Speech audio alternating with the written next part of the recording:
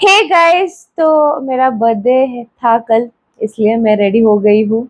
Birthday खत्म हो चुका है, रात के 1 बज चुके हैं, पर काम तो चलना चाहिए। तो रात के 1 बजे मैं बैठी हूँ काम करने के लिए।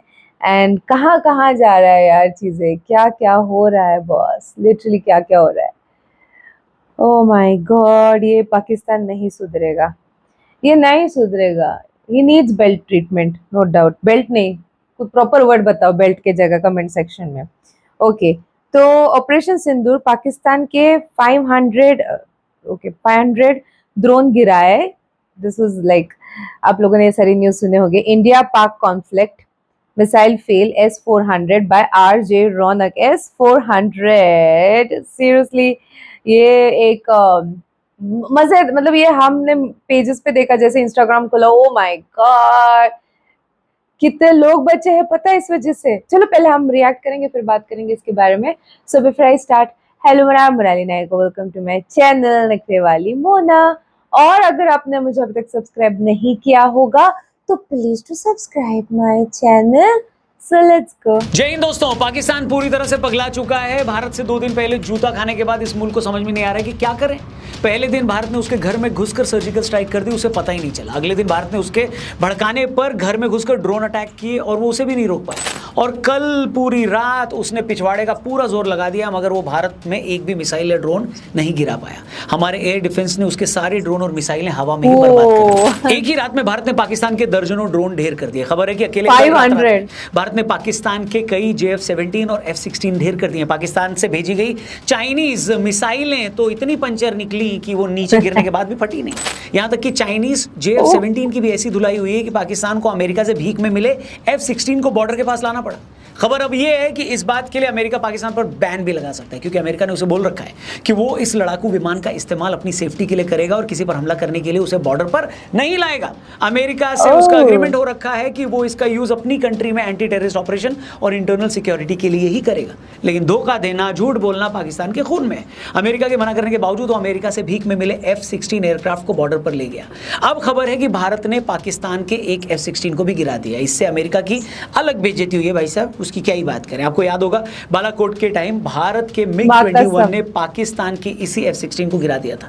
तब भी पाकिस्तान और USA की गजब बेइज्जती हुई थी। इस बेइज्जती से पाकिस्तानी फौज इतनी पागल हो चुकी है कि अब उसे समझ नहीं आ रहा है कि वो क्या करे। मुझे तो शक है कि मुनीर कहीं खुद अपनी कमर में बम बांधकर भारत में छलांगने लगा दे। हालत यह है कि पाकिस्तानी सांसद अपनी संसद में खड़ा होकर अपने आर्मी चीफ और प्रधानमंत्री को गीदड़ बोल रहा है। शेरों का लश्कर, उसका सरदार गीदड़ हो तो वो नहीं लड़ सकते, वो जंगे हार लेते हैं। अब जब पाकिस्तान को समझ में आ गया है कि वो ऐसे तो भारत का कुछ नहीं बिगाड़ पा रहा, तो उसने एक के बाद एक झूठे वीडियोस फैलाने शुरू कर दिए।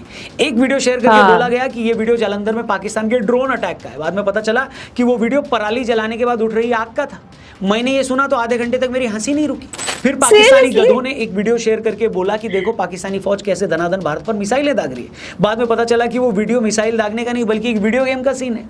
फिर इन गधों ने बताया कि इन्होंने कश्मीर में भारत की एक RJ बटालियन के हेडक्वार्टर को नष्ट कर दिया। फिर लोगों ने बताया ये कौन सी RJ बटालियन है, इस नाम की तो कोई बटालियन भारत में है ही नहीं।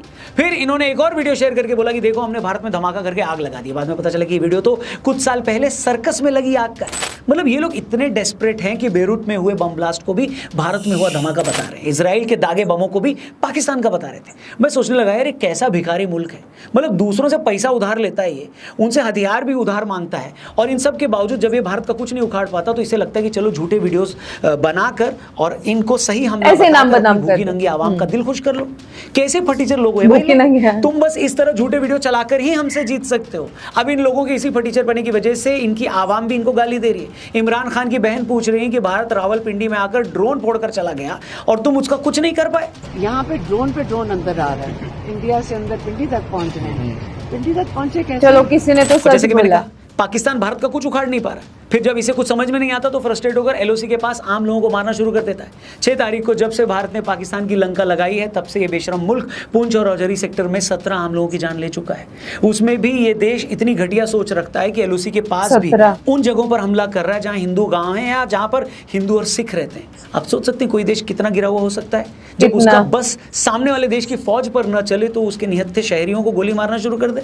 जिस प्रकार से पाकिस्तान ने दुस्साहस किया है, यहाँ पर रिहायशी इलाकों को निशाना बनाया है, मासूम लोगों को निशाना बनाया है, उससे समूचे पुंछ शहर में जो लोग हैं उनमें काफी भय उत्पन्न हो गया है। इसलिए मुझे लगता है कि पाकिस्तान एक आधी सर्जिकल स्ट्राइक से मानने वाली नस्ल नहीं है। हमने ठिकानों पर अटैक किया जो कि इसे चुप बैठ जाना चाहिए था, लेकिन इसके बाद ये मुल्क हमारे शहरी और मिलिट्री एरियाज पर अटैक कर रहा है।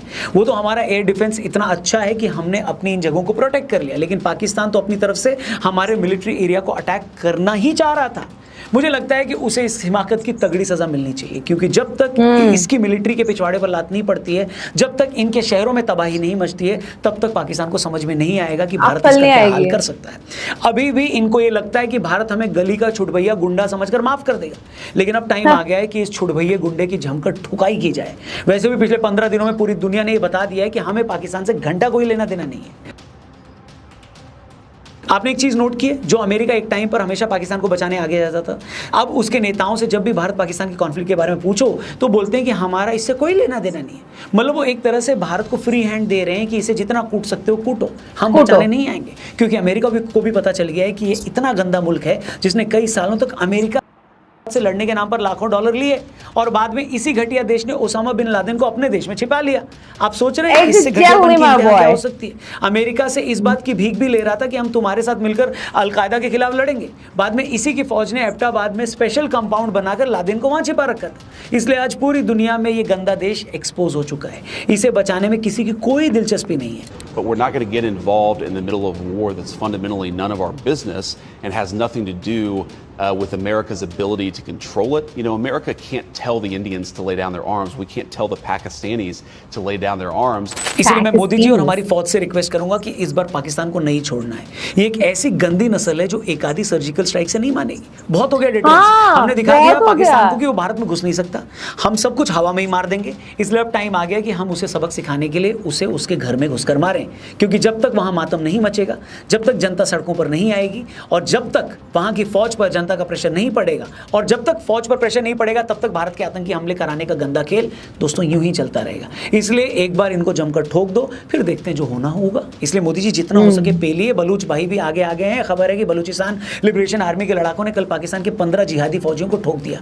बीएलए तो यहां तक क्लेम कर रही है कि उसने बलूचिस्तान के 1/3 एरिया पर कब्जा कर लिया है। पाकिस्तानी फौजियों की हालत यह है कि 6 बजे के बाद पेट्रोलिंग करने नहीं निकल रहे। यहां तक कि पाकिस्तान के former prime minister Shahid Khaqan ने खुलेआम बोला है कि बलूचिस्तान से पाकिस्तानी फौज की पकड़ कमजोर पड़ गई है। खाकान खुद कबूल कर रहे हैं कि बलूचिस्तान में हालात इतने खराब हैं कि सरकारी मंत्री तक बिना हेवी सिक्योरिटी के घर से निकलने की हिम्मत नहीं कर रहे हैं वहां पे।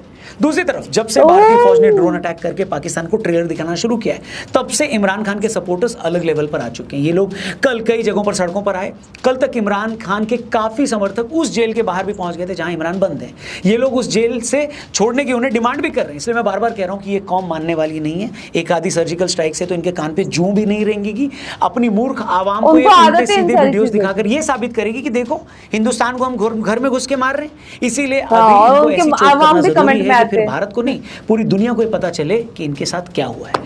पिछली बार ये लोग बोल रहे थे कि एक कौवा भी नहीं मारा, और इस बार एक दिन के ड्रोन अटैक में पूरे मुल्क की नानी मर गई है। अभी और इनको पेलना बाकी है। पता नहीं क्यों ऐसा लग रहा है कि आज रात पाकिस्तान की जबरदस्त धुलाई हो सकती है। शायद भारतीय फौज ने जितना मौका इनको देना था उतना चांस दे दिया है।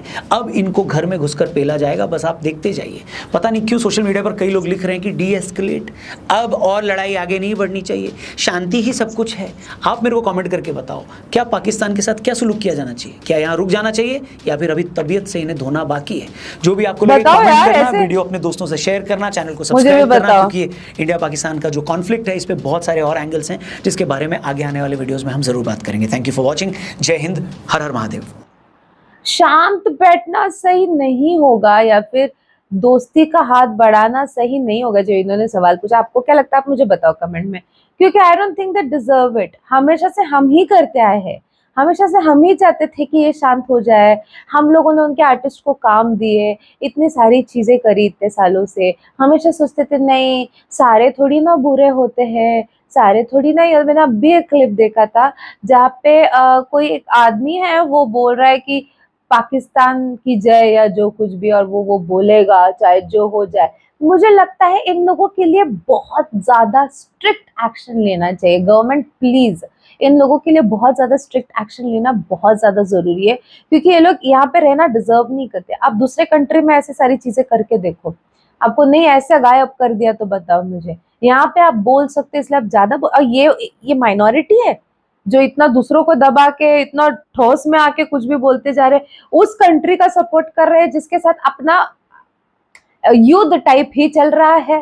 ठीक है, सारी चीजें और हमेशा से चलते आया है। कभी कितने बार उन्होंने कोशिश की हम लोगों को नष्ट करने की, वो तो नहीं कर पाए, वरना उन्होंने कितने बार कुछ ऐसे कंट्री को सपोर्ट करना, इट मीन्स आप हमारे कंट्री के साथ बिल्कुल लॉयल नहीं है, 1% की लॉयल्टी आपको हमारे साथ नहीं है।